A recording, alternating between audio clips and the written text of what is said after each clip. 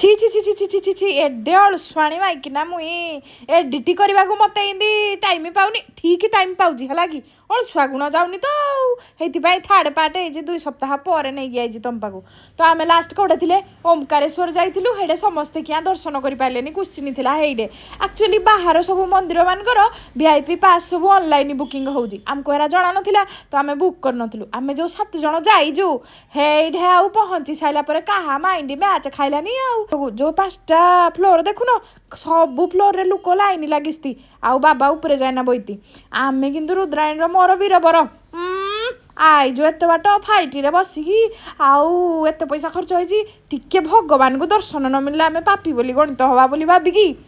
ଆମେ ଗଲୁ ନା ଦର୍ଶନ କରିବୁ ଆକ୍ଚୁଆଲି ଆମେ ଟାଇମ୍ରେ ପହଞ୍ଚି ଯାଇଥିଲୁ କିନ୍ତୁ କିରା ହବ ହେଡ଼େ ତ ଷ୍ଟାଇଲି ଛନ ସରୁନି ଆମର ଏଇ ଘାଟରେ ଭିଡ଼ିଓ ବନେଇବୁ ରଙ୍ଗିନୀ ହବୁ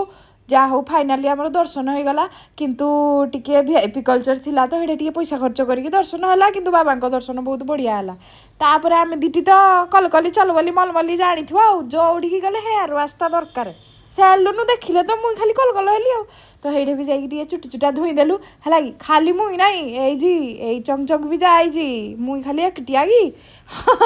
ଏଇ କଥା ଇନ୍ଦୋରରେ ଯାଇକି ହେୟାର ୱାଶ କରିସ୍ତି ଦେଖୁଛ କେଡ଼େ ରଙ୍ଗିନୀ ରାତି 8ଟା 9ଟା ବେଳକୁ ଯାଇକି ତା ପରଦିନ ଆମେ 3ଟା 28 ସକାଳେ କୁଆଡ଼େ ବାହାରିକି ଯାଇଛୁ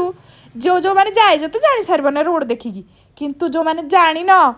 ପାର୍ଟ 4କୁ ୱେଟ୍ କର ହେଲା କି ଏଇଟା ହେଉଛି ମେନ୍ ଡେଷ୍ଟିନେସନ୍ ଆମ ଇନ୍ଦୋର ଟ୍ରିପ୍ର ରହିଲି ଜୟ ଜଗନ୍ନାଥ ଯଦି କମ୍ପ୍ଲିଟ୍ ଆଇଟିନାରୀ ଦରକାର ନି କି ତାହେଲେ ବି ମୋତେ କହିବ ମୁଇଁ ଲାଷ୍ଟକୁ କହିବି ତୁମକୁ ଆମେ କେମିତି ଗଲୁ କେତେ ଖର୍ଚ୍ଚ ହେଲା କି